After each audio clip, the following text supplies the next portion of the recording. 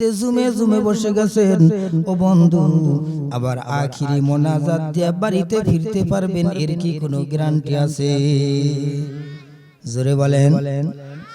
একদিন আগে অথবা একদিন পরে সকলকেই তো এই ধরাধাম ছেড়ে অন্ধকার কবরে যেতে হবে। কবরস্থানের উন্নতি কল্পে আজকে কোরআনী মাহফিল বেহেশতের বাগান।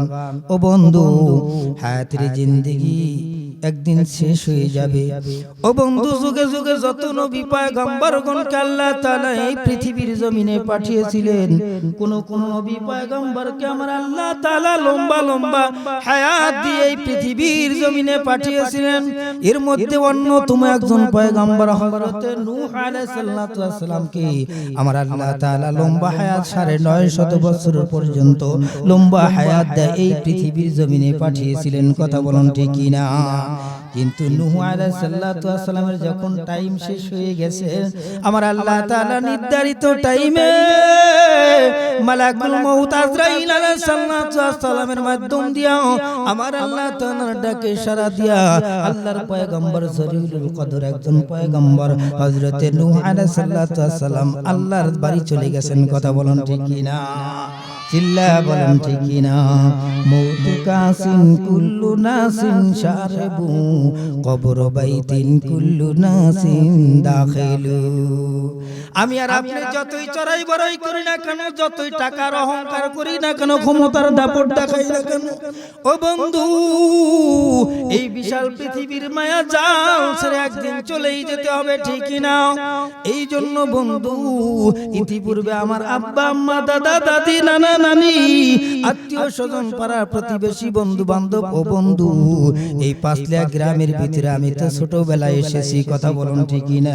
এই যে পাঁচলিয়া দারুস সালাম হাফিজিয়া কওমিয়া মাদ্রাসায় লেখাপড়া করেছি। ও বন্ধু, ছাত্র জীবন থেকে এখন পর্যন্ত আমি লক্ষ্য করে দেখলাম কত মানুষ না এই পৃথিবীর জমিনে ছিল। আপনাদের এই গ্রামের মধ্যে অনেক মুরব্বী ছিল বন্ধু, আজকে তারা এই দুনিয়া ছেড়ে আপনাদের আলোক আপনাদের এই পাঁচলিয়া কেন্দ্রীয় কবরস্থানের মধ্যে ঘুমিয়ে আছেন। কথা বলুন ঠিক কি না? শুধু মুরব্বী গেছেন তা নয়, অনেক নারী পুরুষ এবং বিশেষ করে যুবকেরাও অনেকে এই দুনিয়া ছেড়ে এই পাঁচলিয়া কেন্দ্রীয় কবরস্থানে ঘুমাইছেন। কথা কোন ঠিক কি না? ও বন্ধু, আপনাদের কপালটা কতই না ভালো, আপনাদের কপালটা কতই না ভালো। এই বিশাল পাঁচলিয়া গ্রামের ভিতরে আমার আল্লাহ তাআলার কুদরতির ইশারায় দুটি কওমিয়া হাফিজি মাদ্রাসা হয়েছে। কথা বলুন ঠিক কি না? এটা আমাদের জন্য রহমত। সুবহানাল্লাহ, আমাদের জন্য রহমত। কারণ ছোট্ট ছোট্ট নিষ্পাপ মাসুম বাচ্চারা যখন মাদ্রাসার ছাত্ররা, মাদ্রাসার তালিবুল ইলমেরা যখন রাস্তা দিয়ে হেঁটে যায়, আল্লাহ তাআলার অগণিত রহমতি ফেরেশতারা তাদের পাখাগুলি বিছাইয়া দেন। জোরে বলেন সুবহানাল্লাহ। নূরের পাখা পর বিছাইয়া দেয়, আর এই মাদ্রাসার ছাত্রগুলো তালিবুল ইলমগুলো আল্লাহ তাআলার মেহমানেরা কি করেন? ওই নূরের পাখার উপর ভর করিয়া তারা হাঁটতে থাকে। সুবহানাল্লাহ। কিতাবের মধ্যে আসছে, মাদ্রাসার ছাত্র যে রাস্তা দিয়ে হেঁটে যায়, পাশে যদি কবরস্থান বাজে, এই মাদ্রাসার ছাত্রের পদধূলির কারণে আল্লাহ তাআলা ওই কবরে ৪০ দিন পর্যন্ত কবরের আযাব বন্ধ করিয়া দেয়। কতদিন পর্যন্ত? ৪০ দিন পর্যন্ত বন্ধ করে দেয়। যদি কোনো ছাত্র রাস্তা দিয়ে হেঁটে যাইতে, পাশে কি বাজে? কবরস্থান বাজে। ছাত্রদের দাম আছে না নাই? মাদ্রাসার দরকার আছে না নাই? তে আপনারা যে পাঁচলিয়া কবরস্থান সংলগ্ন মাদ্রাসা করেছেন, ঠকছেন? জোরে বলেন। হার হামেশা ২৪ ঘন্টা কোরআন তেলাওয়াত হয়। কথা বলুন ঠিক কি না? এই মাদ্রাসা কিয়ামত পর্যন্ত এখানে থাকবে, অটল থাকবে। কিয়ামত পর্যন্ত মাদ্রাসাগুলি অটল থাকবে। আল্লাহ রাসূল সাল্লাল্লাহু আলাইহি ওয়াসাল্লামের ভাষ্য মোতাবেক বন্ধু, আমি মাওলানা ইব্রাহিম আজাদ বলতে পারি, কিয়ামত পর্যন্ত আমার আল্লাহ তাআলা এই কবরে আযাব দেবে না। এই জন্য মাদ্রাসাগুলো কিয়ামত পর্যন্ত টিকায় রাখতে হবে, এটাই আমাদের ঈমানি দায়িত্ব। কথা বলুন ঠিক কি না? চিল্লা বলুন ঠিক কি না? ও বন্ধু, লম্বা আলোচনা করব না, ৪টি বিষয়ের উপর আমি আজকে আলোচনা করব। জোরে বলেন কয়টি? ৪ শ্রেণীর সন্তানদের বাবা মাকে আল্লাহ তাআলা হাসরের ময়দানে বিনা হিসাবে জান্নাত দান করবেন। সুবহানাল্লাহ বলা যাবে না? ৪ শ্রেণীর সন্তানদের বাবা মাকে আল্লাহ তাআলা হাসরের ময়দানে বিনা হিসাবে জান্নাত দান করবে সুবহানাল্লাহ। এর মধ্যে এক নাম্বার হলো শহীদদের বাবা মা। জোরে বলেন কার বাবা মা? শহীদদের বাবা মা। আপনাদের পাঁচলিয়া গ্রামে যে শহীদ আছে এই শহীদের বাবা মা। জোরে বলেন এ কোন শহীদ? আল্লাহ তাআলার রাস্তায় যারা কোরআনের পতাকা ইসলামের পতাকা উড্ডয়ন করতে গিয়া দিন জিন্দা করতে গিয়া কাফের বেঈমানদের তরবারির আঘাতে যারা শাহাদাত বরণ করেছে, নিজের জীবনকে উৎসর্গ করে দিয়েছেন, ওই সমস্ত শহীদদের বাবা মাকে আল্লাহ তাআলা হাসরের ময়দানে বিনা হিসাবে জান্নাত দান করবে। তার প্রমাণ কোন এক যুদ্ধের ময়দান থেকে পয়গম্বর আরবি সাল্লাল্লাহু আলাইহি ওয়াসাল্লাম মসজিদে নববীর দিকে রওনা করছেন, আসতেছেন। পথিমধ্যে পয়গম্বর আরবি সাল্লাল্লাহু আলাইহি ওয়াসাল্লাম লক্ষ্য করলেন একজন মহিলা দণ্ডায়মান দাঁড়িয়ে দাঁড়িয়ে কান্নাকাটি করছেন। আমার পয়গম্বর দূর থেকে চিনতে পারছেন মহিলাটাকে। আমার পয়গম্বর এবার মহিলার নিকটবর্তী হইয়া ডাক দিয়ে বললেন, মা গো মা, আপনি কেন কান্নাকাটি করতেছেন? এই মাত্র তো আপনার সন্তানকে যুদ্ধের ময়দানে গিয়েছিল। আপনার সন্তান আমাদের সঙ্গে কাফের বেঈমানদের তরবারির আঘাতে শাহাদাত বরণ করেছে। সুবহানাল্লাহ। আমি পয়গম্বর আরবি সাল্লাল্লাহু আলাইহি ওয়াসাল্লামের পবিত্র হাত দ্বারা তাকে দাফন করে আসলাম। আপনি তো খুশির সংবাদ, আপনি কেন কান্নাকাটি করছেন? সঙ্গে সঙ্গে আল্লাহর বান্দী ডাক দিয়ে বললেন, ওগো নবী, এই যে চোখের পানি মুছে ফেললাম, আমি আর কাঁদবো না, কারণ আপনার পবিত্র জবান থেকে শুনেছি শহীদদের বাবা মাকে আল্লাহ তাআলা বিনা হিসাবে জান্নাত দান করবে। হাসরের ময়দান যখন কায়েম হইয়া যাবে, আমি আল্লাহ তাআলাকে ডাক দিয়ে বলবো, ওগো মালিক, আমি কিন্তু সাধারণ কোন মহিলার নাম, আমি কিন্তু সাধারণ অন্য কোন নারীর মতো না। আমার সন্তান অমুক যুদ্ধের ময়দানে গিয়া শাহাদাত বরণ করেছে, সুতরাং আমি কিন্তু শহীদদের জননী, শহীদদের মা। জোরে বলেন সুবহানাল্লাহ। আপনি পয়গম্বর তো বলেছেন তো আমি জান্নাতের মালিক হয়ে গেছি। সুবহানাল্লাহ।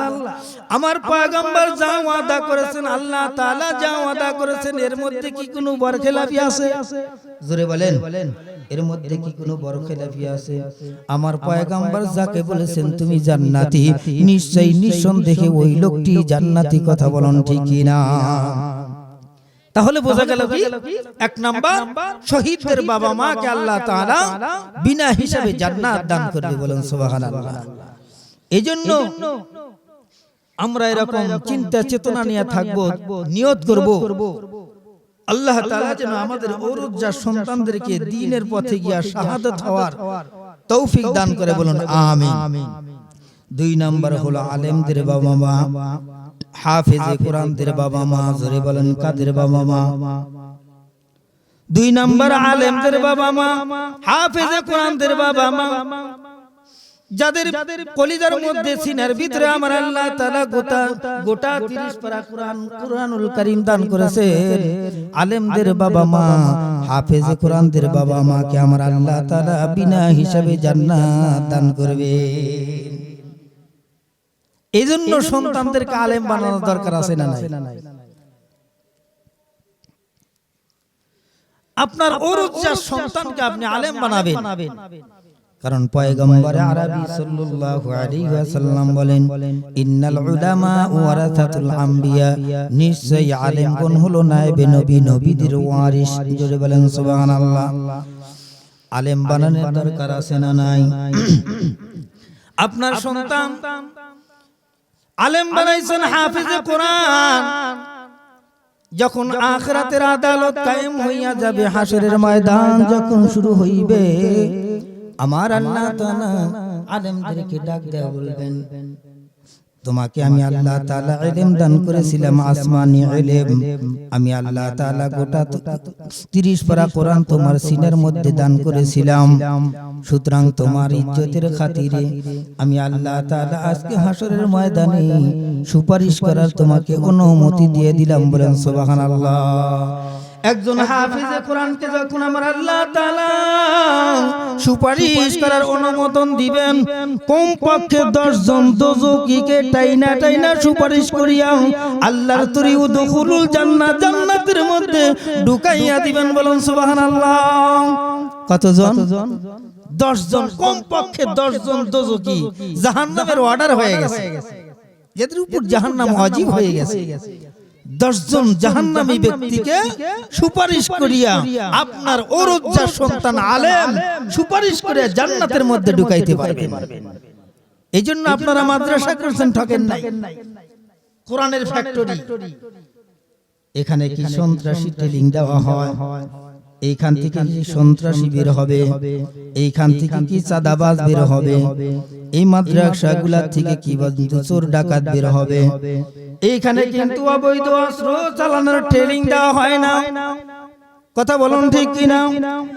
এখান থেকে বের হয় হাফেজে কোরআন আলেম, এখান থেকে বের হয় কোরআনের পাখি। কথা বলুন ঠিক কিনা? এই জন্য আলেম বানানোর দরকার আছে বন্ধু। আপনি বলতে পারেন হুজুর এখন তো বয়স হয়ে গেছে অনেক, আমার ঘরে 4টি সন্তান ছিল, কিন্তু এই 4টি সন্তানের মধ্যে একটাকে তো আলেম বানাইতে পারি নাই, কিন্তু এখন কি করা যায়? আপনার সন্তানকে আপনি বিবাহ করাইছেন, আপনার ছেলের ঘরে যে সন্তান আছে অর্থাৎ নাতি আছে, ওই নাতিকে আপনি মাদ্রাসায় ভর্তি করিয়া দেন। এই নাতি যদি আপনার কোরআনে হাফেজ হইয়া যায়, আলেম হইয়া যায়, দাদা হিসাবে তো একটি জান্নাতের টিকিট কাটতে পারেন। কথা বলেন ঠিক কিনা? চিল্লায়া বলেন ঠিক কিনা? এক জামানা সোহবতে বা আউলিয়া, বেহতেরাজ সদ সলেহ তাআত বেরিয়া, বেহতেরাজ সদ সলেহ তাআত বেরিয়া। বন্ধু, আমি বলছিলাম 4 শ্রেণীর সন্তানদের বাবা মাকে আল্লাহ তাআলা বিনা হিসাবে জান্নাত দান করবে। এর মধ্যে 2 নাম্বার গেল। কথা বলুন ঠিক কিনা? তৃতীয় নাম্বার হলো কি? যাদের ওরুজ্জার সন্তান ছোট্ট